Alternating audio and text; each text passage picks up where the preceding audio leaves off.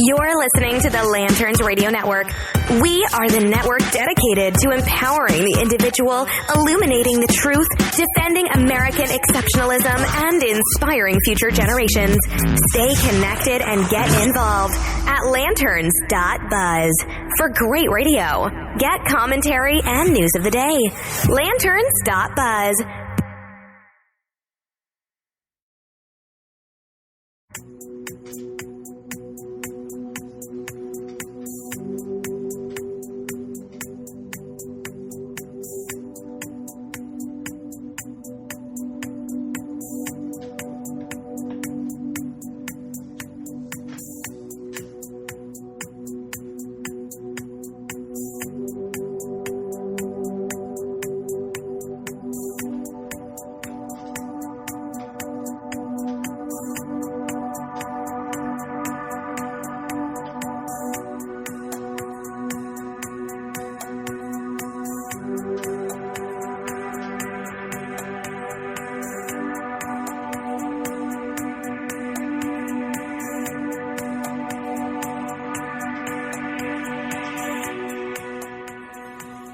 Well, good evening. How's everybody doing? It's a great day here in central Kansas, and I'm glad that you're with me. This is Michael Murphy, the voice of reason, and as always, I appreciate the fact that you're taking a little time to listen to what I have to say. And I hope you'll take a look at lanterns.buzz.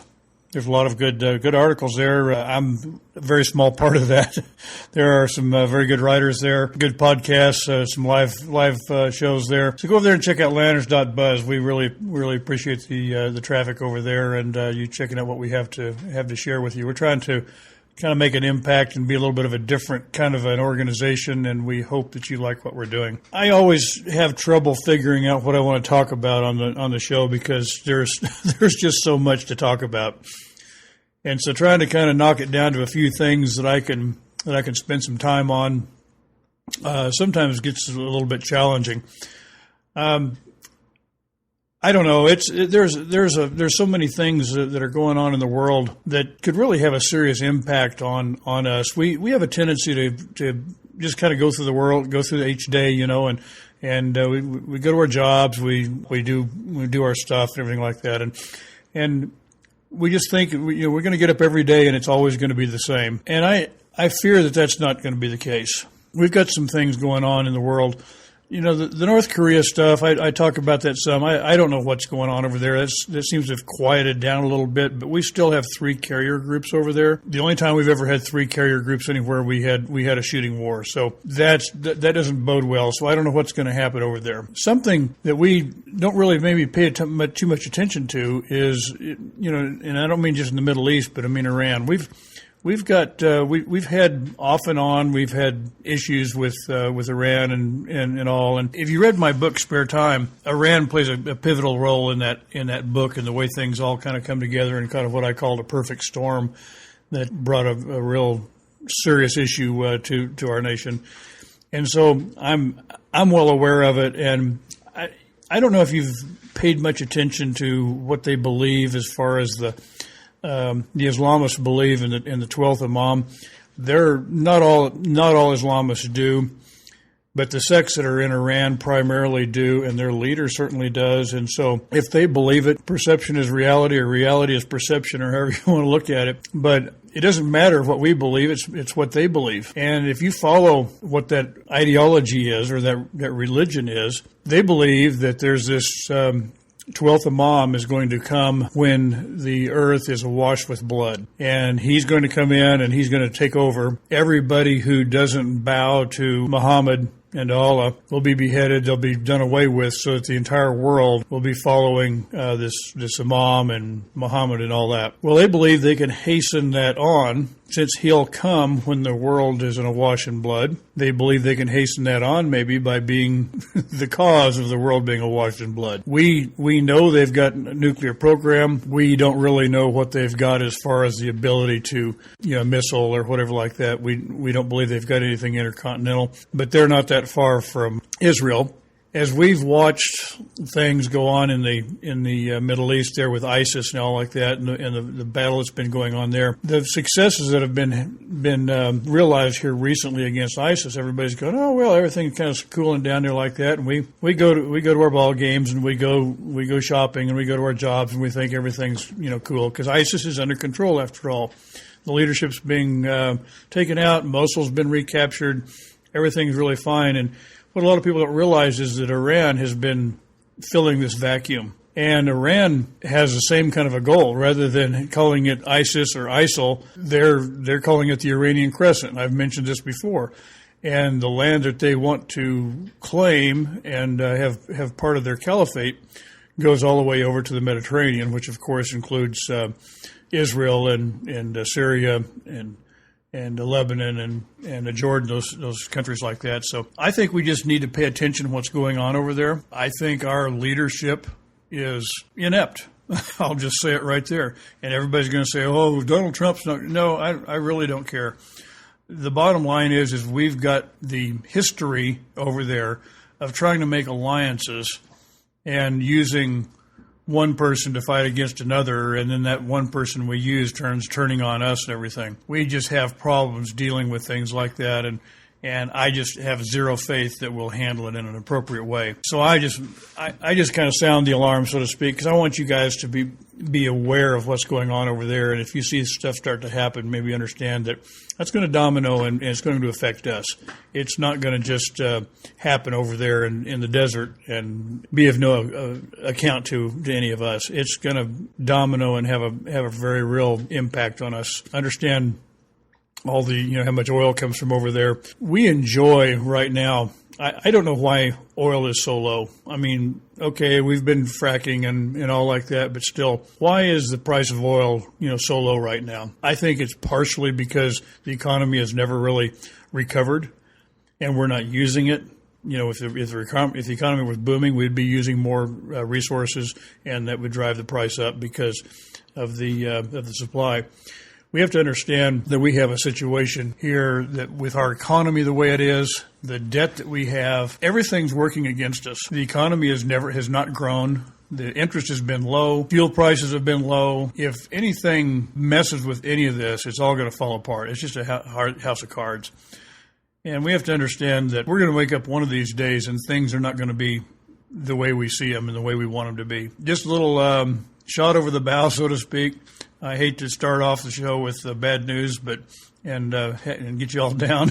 But we have to understand that we don't live in a vacuum, and there's a lot of things can happen in the world and affect us very directly. And I just want you to have your eyes open and be aware and be prepared. You'll hear, like Glenn Beck and others will talk about being prepared as far as food and things like that. And I think it's very, very wise. We're lucky to live in a place where we're very rural. We've got good sources of water. Food is abundant, things like that. We can grow our own food. We keep a lot of stuff on hand. So we're in pretty good shape. But if you're in the city and things take a little bit of a turn, you're going to be in trouble. And you need to have a plan. I can't tell you what your plan needs to be, whether your plan needs to be have an avenue of escape and get out or have a way to hunker down and protect yourself. I don't know. You're going to have to figure that out for yourself. Everybody's going to be different. Everybody's abilities, resources are going to be different. And, where you are is going to matter a lot. And your ability to move. You also may not be able to move. So just some things to think about. With that in mind, let's go on to something else. I heard an interview where they were talking about something that was going on a college campus. And they're asking these kids what socialism is, what they thought about socialism. We know they're not teaching things in school anymore. Kids aren't being taught the evils of socialism. Somebody says socialism got a bad rap. And the comment was made, 100 million dead people will do that. Socialism has never worked. You look at it, people say, well, Denmark's got socialism and Finland's got socialism, Norway does, Sweden does, and they're doing okay. Well, they're doing okay for now, And part of why they're doing okay is because they're not paying all the bills. You've got, for instance, in Norway, has their North Shore has a lot of the North Sea has a lot of oil revenue that is coming in. That's helping pay a lot of their social programs. Plus, they have incredibly high taxes. So, if you're living in Norway, it might all be hunky dory. But what happens if that oil dries up? There's just things like that, and it's all of a sudden going to fall apart. Understand too that the United States takes care of the security for most of Europe. Granted, Great Britain and to a certain extent France, all part of NATO, participate in that and put something in there. But the United States puts most of it in there. And so when if you're not having to put out anything for your national defense, well, that can all go to your social program. So just something to think about as far as that's concerned. So when you're looking at this, it's really kind of interesting. The question is, in your opinion, is socialism a good thing or a bad thing? The response is, I think people kind of know. They throw that word around. They try to sell you, but if helping people is socialism, then I'm for it. Another one says it could benefit our country in the future. Another one says, I think it's a good idea. Socialism as a concept, as a philosophy is good.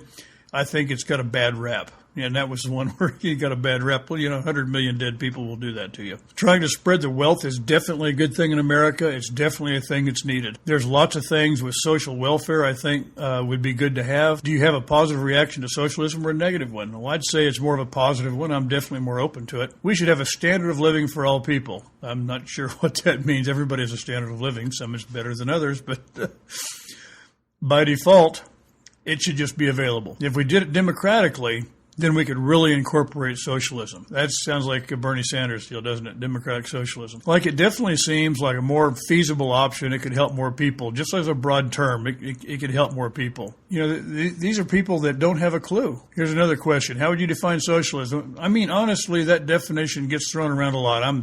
I'm not exactly sure. How would you view what socialism is though? You mean economically, what is socialism? I'm going to have to think about that for a second. I guess just specifically getting rid of that wealth gap in the United States. How would I describe it in as little words as possible?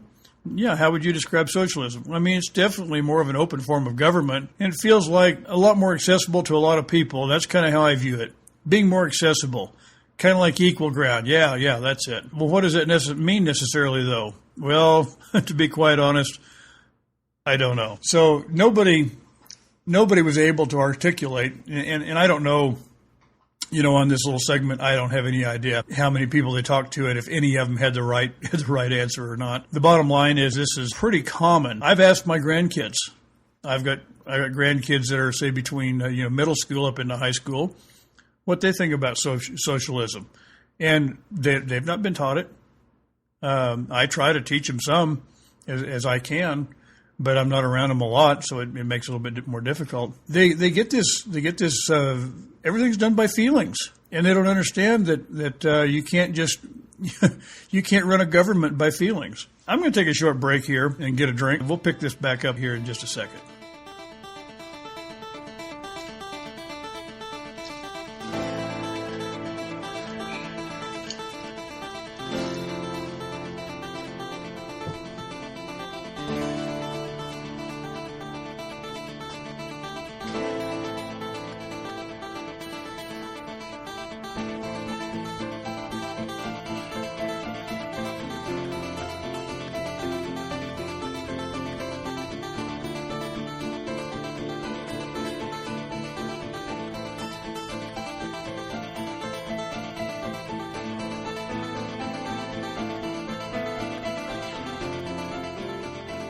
Okay, thanks. I needed that.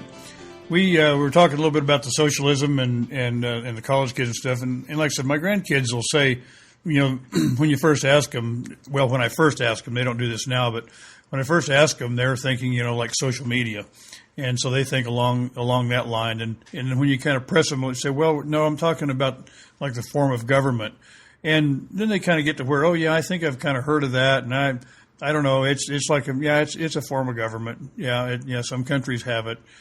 And, I don't know too much about it. But the thing is, they can't tell you too much about ours either. And that's a very real problem, is the lack of knowledge of what we have and what our founders gave us. It's just really unbelievable. And it's really sad. It's part of why I'm involved with an organization called Founders Keep. And there are other organizations. But I hope you'll go check out founderskeep.org. The mission for Founders Keep is education. And first of all, we have to know it ourselves. We have to educate ourselves and then share it. The goal of Founders Keep is to, of course, get into the schools and talk to the kids, and hopefully start things like Constitution clubs and things like that, where kids can be involved and learn more and have a desire. Somebody made a comment the other day, it'd be nice if it was mandatory. Well, I guess it would be nice if it was mandatory, but I think it would be even better if people wanted it. I would think it'd be better if the kids, had a desire for it. And so initially, if we can kind of have a club, then the only ones going to be there are the ones who really want it, which is what we need initially. Moving on, President Trump is not very happy with his Attorney General. I guess the other day, in an interview with the New York Times, he said if he'd known that Sessions was going to recuse himself from this Russia probe and all like that he probably would have chosen a different person. He said he should never recuse himself, and he was going to recuse himself. He should have told me that before he took the job, and I would have picked somebody else. Jeff Sessions takes the job, gets into the job, recuses himself, which frankly I think is very unfair to the president. I can't say I disagree with him. I'm not really sure. I haven't really heard Sessions articulate really why he thinks he needs to be, recused. People sometimes, he may be worried about the way it's going to look to the other side, and surely Jeff Sessions knows by now that the other side's going to find fault with anything, no matter what. You do what's right. Normally you recuse yourself from something that you've ruled on before or had something to do with. In other words, like a judge, if he had maybe a judge while he was in his law firm had worked on a particular case or a contract or with a particular company, and then later on as a judge, if that comes before him, then he would recuse himself. And so kind of makes you wonder if Sessions recusing himself from all this, was he involved in it? I mean, that sort of makes sense. But anyway, bottom line is Trump's not happy, and it seems like it's something new every day what's going on up there. If you would like to stop having issues and problems popping up in your administration, maybe you should stop creating them. I'm not one way or the other as far as President Trump's concerned. I just think that I see a lot of the stuff, a lot of the things he says, a lot of the things he does. He's his own worst enemy in a lot of things. Personally, I think I would take his phone and his Twitter finger away from him if it were me. But I was pretty amazed when I was at CPAC this year that a straw poll and a strong majority, like 80 or 85% of the people, were happy with the tweeting he did. And they said that what he does is fine, or he could tweet more. And I guess I'm old school. I don't get it. Anyway, we're going to move on from that. I guess John McCain has brain cancer. He went in for some minor surgery and discovered that he had a cancerous blood clot or something. And they say his prognosis is good. I'm not a John McCain fan, but just like with anything else, I never wish ill of anybody, and I hope he has a speedy recovery and the treatments work for him. I'm going to get into to an article that I wrote this last week, earlier this week, and then I'm going to we're going to talk about some other stuff. I did a video on YouTube. If you want to go look at that, that's fine. On the Voice of Reason YouTube channel. It's called "You'll Love It," they said. It'll be great, they said. And that's the article. That's the title of the article on Landers.buzz. It's a statement, of course. We hear this. I had a friend. In fact, the reason I thought of it is that a friend said it the other day. He moved up from Florida, and we've had a pretty good hot spell here lately. And he posted on Facebook. He says, "Come to Kansas," they said. "You'll love it," they said. And we've heard those sorts of things before. And of course, you always hear it when somebody was promised something, or sold something, or given something that was supposed to be wonderful, and it turns out not to be so. And I got to thinking about that, and I thought about the fact of biblically, when I wrote the article, I thought of it. Jesus warned his followers, he says, "Beware of false prophets, which come to you in sheep's clothing, but inwardly they are ravening wolves." It is it's a picture, of course, of, you think of sheep and how they are defenseless and you get a pack of wolves, they would come in, of course, just tear into it and shred them. And we've of course got the stories and stuff like that you see, and the kids' stories and all like that, where the wolf dresses up like a sheep and all like that, and it's the sort of thing that we kind of get in our mind, a little mental picture and all, and it comes out pretty clear as to what's going on. We don't see these things lots of times. Most politicians are wolves in sheep clothing. Used car salesmen can be wolves in sheep clothing. Some lawyers can be wolves in sheep clothing. We are given things all the time by our government that we're promised. It looks really good. Try it, you'll like it, they said. It's the kind of stuff that just drives me crazy. We've been, in our local chapter of Founders Keep, have been going through Hillsdale's intro to the Constitution, and I can't recommend that enough. It's really good. Dr. Larry Arnn sits at a table with a bunch of students, and he questions them. And so you get the thought processes going about the Declaration and the Constitution and how they came about and why they did the things that they did and why they picked the form of government they picked and how it's supposed to work and getting into some really thought-provoking areas and I really appreciate it. I might not have liked it when I was 15, but I really do like it now. But if we all were critical thinkers, we would be able to think about what politicians are trying to feed us. And I don't care whether you're talking about your local township board, your city council, your state representatives, or your federal government. They all try to sell you something. And we have to decide whether we want to buy it or not. Well, if we get emotional, it's real easy to get fooled. What do they tell you about when you go grocery shopping? What do they tell you? Don't go to the grocery shopping when you're hungry, right? If you want to save money on groceries, you want to get the things that you really need, you take a list and you go shopping. You get what's on the list and you go home.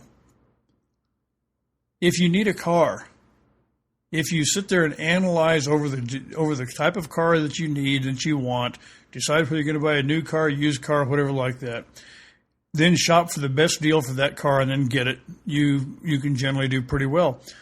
But if you just go thinking, I think it's time to get a new car, and you go wandering in, you are ripe to be picked up and put in something that, 2 or 3 weeks later, you're going, oh, why did we buy this? What have we done? We've bought way more than we need. We spent way more than we should have. Same thing with a house. Same thing with clothes. Same thing with lots of stuff. And we need to be a little bit more discerning and, sit back and think about what we're being sold. In the article, one of the things I brought up is in 1913, the progressive income tax was brought out. And of course, how was that sold? It was sold and it was a fairly healthy tax, but it was only on a very small number of people. So it was fairly easy to get it put across because the most of the people looked at that and go, oh, that's only going to affect those people over there. It's not going to affect me. And so that's the camel's nose under the tent, so to speak, and it comes in. Same thing when Social Security was instituted in the 30s. Hey, what's the deal? It's going to help us out when we get old. We all need that, right? Now there's things like that they have fed us, and now we've got this Ponzi scheme, right? It's a mess, and we just have to learn to become a little bit more discerning when it comes to these things, and paying attention and looking, constitutionally. Are these the sorts of things that the government's supposed to be doing, or is this the sort of thing that we're supposed to be doing for ourselves? I looked at this thing in relation to the way it got started. the progressive income tax. Initially, there was not withholding, and that came on a little bit later. And how was it sold to us? Well, you used to have to make quarterly payments. Well, do you really want to have to come up with that money? And now, no. Well, we'll just take it for you, and we'll just take it out. Well, now what do we have? We have the government coming in and taking our money. They use it. See, originally when it started, you've like figured out what your taxes were, and then the next year, because you paid for them afterwards. So like in 2016, you know how much you made in 2016, so you make quarterly payments in 2017, paying your 2016 taxes. We're absolutely the other way around now, aren't we? Because they take our money out during 2016, and in 2017 we look at see how much money we earned and how much we were supposed to pay, and then we file our taxes and we get a refund, and they say, "Hey, we got a refund." Well, no, that's your money. They just let you take a little bit of it back. So it's things like that we don't even realize what's going on to us. What they've done to us. It's time for the halftime break and pay some bills here. We're going to take a little bit of a break, and I'll pick back up on that here in just a couple minutes.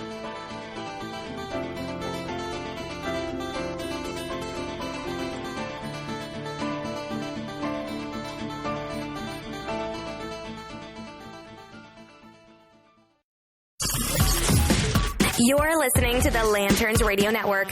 We are the network dedicated to empowering the individual, illuminating the truth, defending American exceptionalism, and inspiring future generations. Stay connected and get involved at lanterns.buzz. For great radio, get commentary and news of the day. Lanterns.buzz.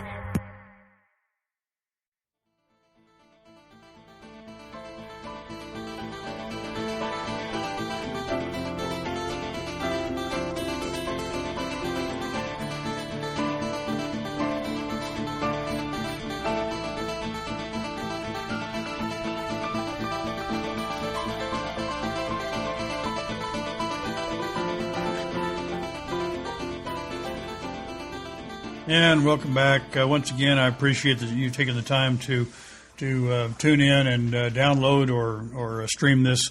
And I really appreciate your presence. Once again, invite you to go to lanterns.buzz and check out the great writers and articles we have there and the other broadcasts. And we appreciate you coming along and for the ride with us on that. I was looking at this article that I wrote here earlier this week, in relation to, promises that were made. We look at them, I was talking about Social Security and taxes and stuff, income tax and kind of the way that was, sold to us and all. And then in reality, we can see what we've got. We look at the Middle East. The Middle East is a mess. Well, why is the Middle East a mess? Well, after World War I, we had the Ottoman Empire was defeated and broken up, and we didn't want that to raise its ugly head again. And so England and France had a couple of guys, Sykes and Picot, and they got together and they just drew an arbitrary line across the country and to divide it up. Countries were made up, leaders were installed, and over the years we've just kind of kept up with this. Saddam Hussein is somebody that we helped put in power. The Shah of Iran was somebody we installed in power. We've got in Syria, we've got Assad and all like that. These are all people that we've backed. We backed Osama bin Laden when he was fighting the Russians in Afghanistan. We have a terrible track record of picking people to be allies and picking people to be leaders of countries and all. And, of course, part of why we did what we did there, we drew arbitrary lines and made up countries and installed leaders because we knew that they wouldn't get along and that they would quarrel amongst each other and they'd have little fights and skirmishes and all like that. And that suits our purpose because it keeps them out of our hair. The main thing we wanted was trade routes, and as long as we could get our oil and everything out of Saudi Arabia, we didn't really care what they did out there in the desert. And so that's sort of what goes on, but once again, it comes back to bite us. We've got 9/11 to thank for that and all. We've got to face the fact that we're not very good at that, and yet what are we doing right now? We're picking out people out there in the Middle East that we're backing, and to fight basically a proxy war against Russia the way it is right now, and in Iran, and it's just a mess. Once again, we need to be paying attention to that because things could get out of hand and affect us over here pretty easy. Another thing that I kind of threw out. I didn't throw it out in the article. I threw it out in the video. Was Obamacare? I mean, what was Obamacare? We were supposed to get to keep what? Keep our doctor. We were supposed to keep our plan. And what was it supposed to do? It was going to save the average family was going to save $2,500 a year. Well, I'm hearing of people that are paying as much as $1,500 a month for their family. That's a health premium. And with a $6,500 deductible. Well, if you want to know why our economy is not turning around, that might be part of it. And here's another little tidbit for you. Did you know that part of Obamacare, there's some huge taxes on pharmaceutical companies and on insurance companies? They're paying some huge taxes. Well, companies do not pay taxes. The people do. Because when I buy my premium or when I buy my drugs, that cost of that tax is passed on to me. So what is that? That's wealth redistribution. That's the whole plan. That's the way the progressives work. They want to shift that money, and in that way they can spread that out. And then the people that don't have any money, then they get theirs. And that's the way that works. Try it. You'll like it. I don't think so. Civil asset forfeiture was one thing that I mentioned. Also, IRS. I remember when all this stuff kind of started coming out. I think back kind of in the 80s. I remember they were talking about it, and they made a big deal about the fact, a drug dealer, would have a car. In fact, I remember one of the when my kids were in school, the DARE program. They had a black Camaro that had been confiscated from a drug dealer, and that's what the DARE officer drove around to the school and did things, and did their programs and stuff like that. I remember another town that had something similar, and they were using confiscated vehicle.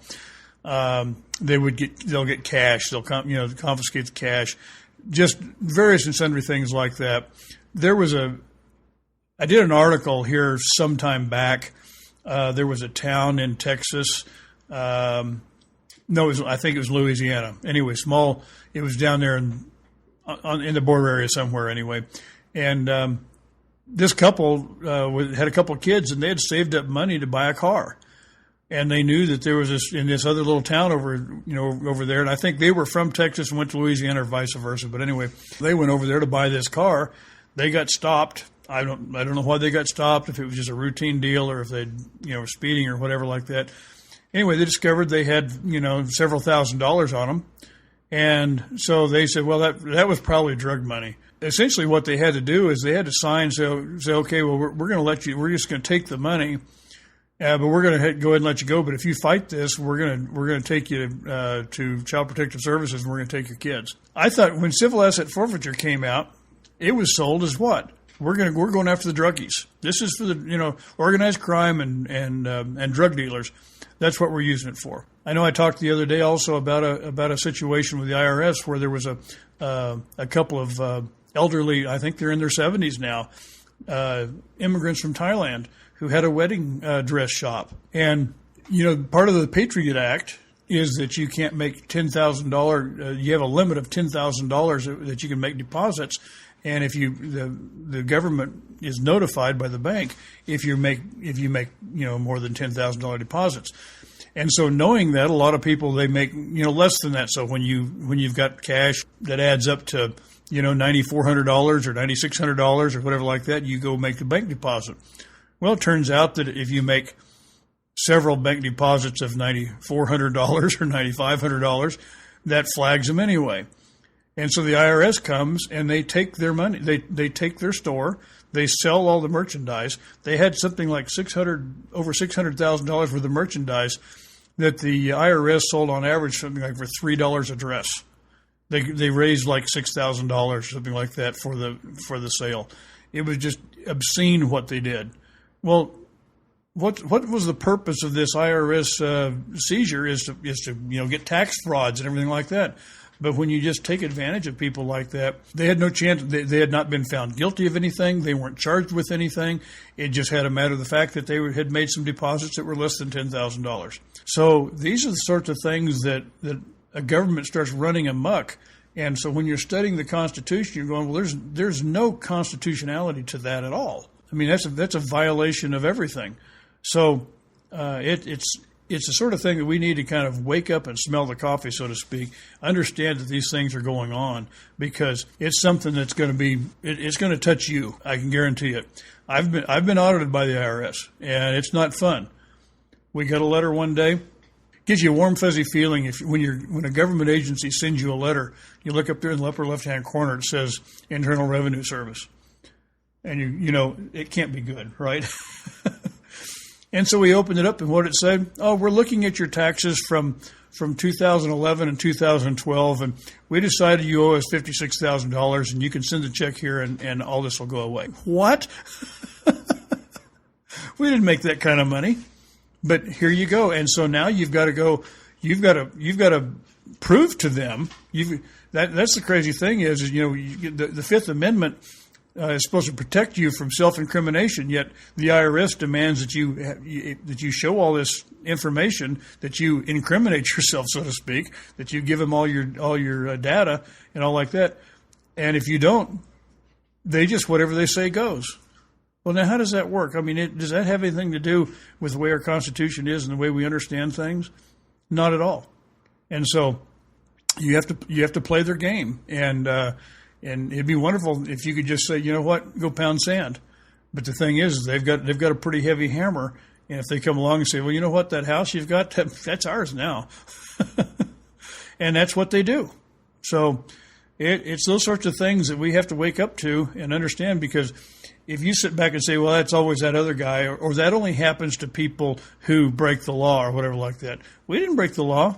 We didn't do anything wrong. They just decided that they were going to, come after us. They throw, whether they throw, darts at the phone book or exactly what they do, and that's the way it is. Another thing I was looking at here in this article is the fact of there's been a lot of talk in recent years, and it's happening quite a bit around the world. India has made big strides towards going to a cashless society. They've cut back on the size of their denominations drastically. There's no large bills anymore. Australia has also made some moves in that direction. Visa recently began offering businesses in this country a cash bonus of like $10,000 to go cashless and use only debit and credit cards. That's I suppose that's fine for Visa to do that. That's a business thing. What happens when they go cashless? Then everything goes through that store Visa gets a piece of, right? Because, I've got a business, and I know when somebody pays a credit card, I've got to pay depending on what it is. And these points cards, when you get miles and stuff like that, that stuff isn't free. If I have a debit card, I think it's less than 1%. If you get one of these mileage plus cards that's got all the extra stuff on it and everything like that, that's maybe 3.5% or 4%. So these are the sorts of things that we have to be aware of. So if we get to a cashless society, it's not going to be very cute. We're going to have situations where you can't pay the babysitter unless you use PayPal, whatever like that. Then the government's going to have complete control. Somebody's going to have complete control, because if the only way you've got cash is through a digital transaction, through a card or something like that, what happens if the power goes off? Just a storm. It doesn't have to be an evil thing. It can just be a storm where the power is off for a couple, 3 days. We've had situations with a bad ice storm where power was off for a couple of weeks. So you're going to be without any way to access any money for 2 weeks? That's kind of daunting. What happens if it's a bad thing? What happens if it's a solar flare, an EMP, or something like that, and we're without power for an extended period of time? What happens if you have gone cashless and then suddenly the government decides they really want to keep an eye on you and don't want you spending money on certain things? They could just lock you down. They could just decide, you know what, you can't buy ammo. You can't buy guns. And so anytime you try to use your card to buy those things, it won't work. Or what if they decide that, you know what, we've got problems financially and all like that. We're going to, and they do this in certain places, and they've done it like in Cyprus, and I can't remember somewhere else, where they just came and took your money. They just skimmed a certain percentage off everybody's account because the government was in financial difficulty. Our nation is only $20 trillion in debt and has like $128 trillion in unfunded liabilities. I can't imagine our country would ever be in financial trouble. But so these are the sorts of things I want you to really think about. These things are sold to you as a convenience. Obamacare was sold as a convenience. It's a nice thing for people who didn't have health care or whatever like that, and everybody got hosed. The federal withholding was sold as a convenience. The visa thing, going cashless, that's a convenience. I can guarantee you, I've read, don't have anything right here in front of me, but the Federal Reserve would love to phase out checks, and then after checks, they would like to phase out cash. And when they do that, they're going to have all of us. They're going to have control of all of us. I think what's going to happen if they do that is you're going to see a resurgence of the barter system. I don't know so much about in the cities, but I know out in the rural areas, you'll see a lot of barter. We do some barter as it is.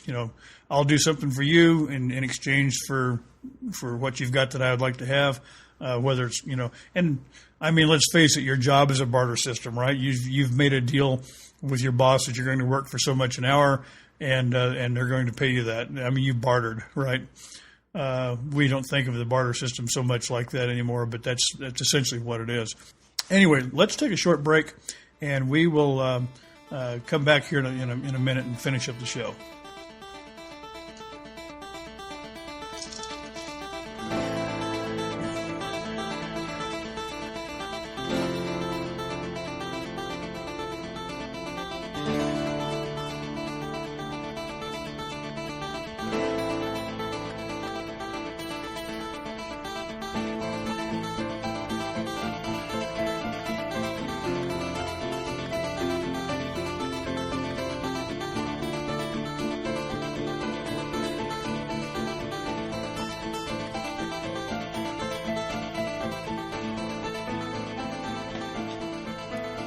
Okay, and I'm back. Once again, I appreciate the fact that you're sticking around and listening to my thoughts. The last thing I want to talk about is this last little, should I say, debacle or whatever, with the repeal and replace of Obamacare. There's a number of us have done things on this, articles, videos, all sorts of stuff. All of the Republicans, every one of them, including Trump, ran on repealing Obamacare. A couple of them may have said repeal and replace, but by and large, everybody said repeal. What did they do while Obama was still president? The House passed something like 54 times, repeal Obamacare. Senate, I think, did it, a few times. They knew that Obama was not going to sign it, so they had a pass on it. But now suddenly, when you look about repealing, we have to face the fact that most of the Republicans that are in Congress don't want to repeal it. They don't want to give up that control. They think that they know better than you and me, and that they can take care of our situation better than we can. And I'm sorry, most of them are academics. Most of them have never done anything. I said in a video the other day that I did that politicians can do about three things. Politicians know how to raise money to get elected. They know how to raise money to get reelected. And they know how to raise money from you to spend on their pet projects. That's it. And when I say raise money on their pet projects, tax you. They take the money from you. And like I said in the last segment, the IRS when they come in. They come with a gun to your head and they take it. There's not any, there's no getting around it. So when we look at this deal, when the Senate backed off, I remember I was looking at Facebook actually that evening, and Jerry Moran, my senator, and one of my senators here in Kansas, posted on Facebook. He says, I cannot support the Senate plan, and Mike Lee also came out and said he could not support it. Rand Paul had already said he would not, and Susan Collins, had already said she would not. Now, and I thanked all four of them, and I said it's not often I get to thank Susan Collins. I did have somebody say earlier this week, said, well, she didn't support it for another reason. She didn't think it went far enough. She didn't think it was liberal enough, And the way I look at it, I said even a blind squirrel finds an acorn once in a while. She may not have voted against it for the right reason, but she voted against it, and that vote counts. The bottom line is all these people ran on repeal, ran on the repeal, that just over and over and over. That's what we kept hearing. And then when it gets right down to it, they don't want to just repeal it. We've got to hold them to this. They're going to have to, buck up, and we're going to find out here soon because there's some of them are going to backpedal, and they're not going to vote for the repeal when they voted for it in the past, and that's going to tell their true colors. And we need to make them pay for that at the ballot box. That's for sure, and also in their email inbox, and everything else. It's a terrible thing how we've ended up here in this country. We're in all this debt. I spend a lot of time looking at the Constitution, at the enumerated powers of government, and most of this stuff we talk about here has nothing to do with the enumerated powers. It's all stuff that government has decided, has taken it upon themselves to do, and that we as the people have set back and let them do it. And we've let them do it for so long that we've got, it's like a parent that lets a child throw a fit every time and gives them and goes ahead and gives in and buys them the candy bar at the store because we don't want to deal with it. And then when the kid gets old enough, instead of a candy bar, he wants a bike. And instead of a bike, he wants a car. And it just gets out of hand. And then after a while, you go, oh, man, how did we end up with this mess? Well, you ended up with a mess because you didn't stop it when it started when they were 3. That's where we are with our government. We have got a serious problem. And I don't know how we're going to stop it. We're not going to stop it the way we're trying because over and over and over doing the same thing over and over and over, we know, as Einstein said, is insanity. No, we're not going to stop it that way. You guys also know well that I'm a big fan of the Convention of States project to use constitutional amendment to put a halt to some of this. And I see that probably is about the only way we're going to actually be able to do away with some of these things. There's not enough will in enough politicians to do what needs to be done, and so we're just going to have to force them to do it. My time's about up. I'm going to let you guys go.